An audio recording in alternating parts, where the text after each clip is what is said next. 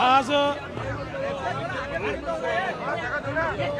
हनुमान जयंती आहे आणि हनुमान जयंतीच्या या पर्वावर नागपुरातल्या अतिशय प्रसिद्ध असलेल्या या टेकडी लाईनच्या हनुमान मंदिरामध्ये मी दर्शन घेतलेलं आहे आणि बजरंगबली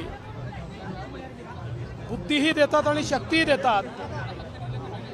त्यामुळे त्यांना शक्ती मागितली आहे।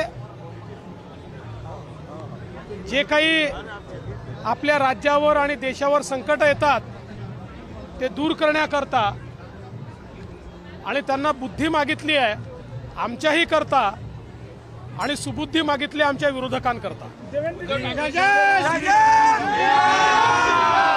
शरद पवार ने पुतिन की उपमा दी है नरेंद्र मोदी को, क्या कहेंगे? देखिए ये साले के साले निराश लोग हैं और इनको हार की हताशा ने गाली गलौज पर उतारा है।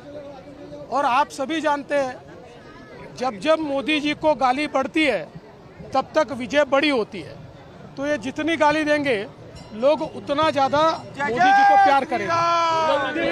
देवेंद्र जी प्रधानमंत्री ने कहा असं आहे, मी पुन्हा एकदा सांगतो, उद्धव ठाकरेंनी महाराष्ट्रामध्ये एक केलेलं काम दाखवा। एक 2.5 वर्ष मुख्यमंत्री असताना त्यांनी केलेलं एक काम दाखवा। जवळपास 25 वर्ष महानगरपालिका त्यांच्याकडे होती, मुंबईत केलेलं एक काम दाखवा। तोंडाच्या वाफा दवडण्याशिवाय यांना काही येत नाही। यांचे भाषणं ठरलेले आहेत। मी तर उद्धव ठाकरेंचं भाषण हे जसं तुम्हाला म्हणून दाखवू शकतो।